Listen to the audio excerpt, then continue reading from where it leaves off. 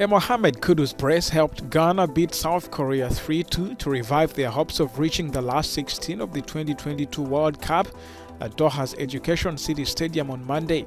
The Black Stars, who opened the scoring courtesy of a Mohamed Salisu goal, led 2-0 at halftime. The South Koreans responded with 2 quick-fire goals after the restart to level matters. Kudus then struck again in the 68th minute to give Ghana the winner. Ghana's chances of progressing to the next round brightened further after Portugal beat Uruguay 2-0. The South Americans are Ghana's last group assignment. The third edition of the Dakar Carnival ended on Saturday. This year's guests of honor were the Alpular ethnic group. During 3 days, hundreds of dancers, instrumentalists and artists paraded the streets of Senegal's capital to showcase the best of their culture. The festival gives the opportunity to group together different communities living across the country. If we perpetuate this festival, the promotion of Senegalese culture will be assured. It's not easy to bring together so many ethnic groups in one night without any animosity. The organizers give time to each group to show some aspects of their culture. Spectators did not only get to watch dancers perform, they could taste traditional dishes, attend concerts and buy handicrafts. One of the pride of the organizers was the presence of different African countries' nationals during this year's carnival. This year we have people from Cape Verde, nation not far from here. We're hosting Nigerians, Gambians. We have a lot of people who have come to integrate our carnival and also to show their culture. I won't even say we are promoting Senegalese culture, but rather Africa as a whole. The event, which is organized in partnership with the Ministry of Culture and the city of Dakar, is gaining popularity. Local spectators hope it will attract tourists to one day become as famous as other major carnival festivals around the world.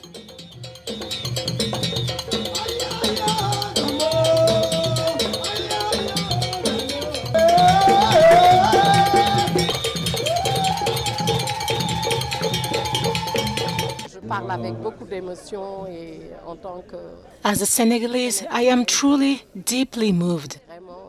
We are very happy to see all this mixing.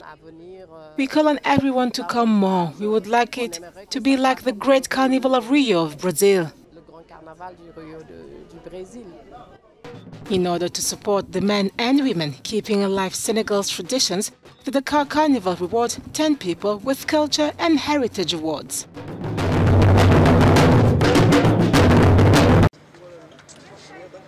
Coach Aliou Cisse looked ahead to Senegal's Group A decider against South American side Equador on Tuesday. The African champions go into Tuesday's showdown knowing a win guarantees a spot in the round of 16 and could see them finish as group winners if the Netherlands fail to beat Qatar. I'm not going to tell you what I'll be changing today. It's a beautiful team, as you've mentioned, and we won't be overthinking tomorrow's game. We know there aren't two ways about it. We have to win if we want to continue with this adventure. This is a team that we respect, and as I mentioned, we are well prepared, and we hope to be able to win the game tomorrow, God willing. A point separates the top 3 in Group A, with Netherlands first and Ecuador second on 4 points each, and Senegal third with 3. You know, no one likes losing. Senegal doesn't like losing. We're always hungry for that win. I want to win. The Senegalese people always want us to win.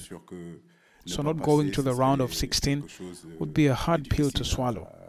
However, we're still talking about football here, and what is important for us is to do exactly what we need to do. A win is realistically the only result that will send the Lions of Teranga into the knockout stages.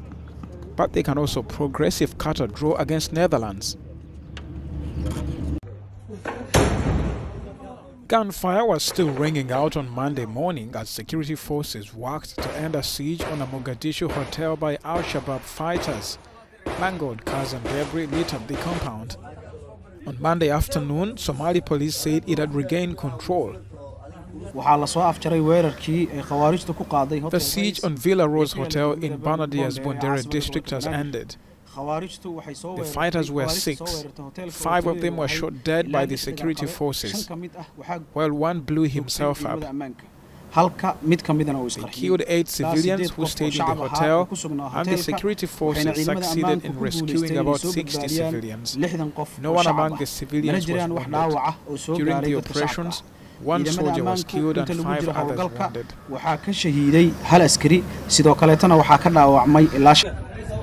On Sunday evening, insurgents raided the hotel in a hail of gunfire and explosions. The area is located in a supposedly secure part of the capital, just a few blocks away from the presidential palace, raising questions about how the militants were able to evade the numerous checkpoints in the area.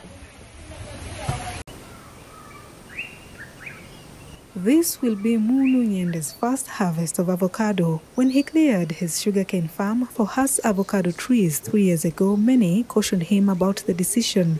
But with the government's assurance, he found the courage to grow the fruit, whose new popularity around the world is widening its global market. There's a shamba which I harvested after about 36 months, and obviously you get disappointed. And when you look at the avocado, and what we read about it, because incidentally we have not yet started harvesting, but the prospects are high. Uganda's soils and climate favor avocado growing and are considered among the best, even compared to the world's top 10 exporters, including neighbor Kenya. From one avocado tree that's about 5 years old, a farmer can harvest 3,000 fruits in a year. That's about 500 kilograms.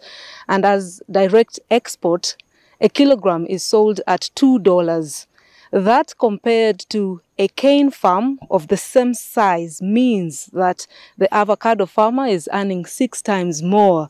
But experts say sufficient export volume requires at least 10,000 more farmers to grow the fruit. Even as it picks up, those willing to venture into Hass are treading carefully. Ali Kibwika Muyinda is part of an initiative working with the Nucleus avocado farm in the eastern region. I wouldn't say switching from sugarcane to avocado is a gamble. I think it should be the thing. The government says the idea is not to replace sugarcane, but grow the least of strategic crops. Our intention is to have Hass avocado for export, but also have value addition. So the Nucleus farmer will act as the off-taker, the buyer from the grassroots farmers in the sub-counties. In 2021, avocado exports totaled $7 billion, a figure Uganda hopes it can tap into if more farmers embrace avocado. Razia Athman for Africa News in Iganga, Uganda.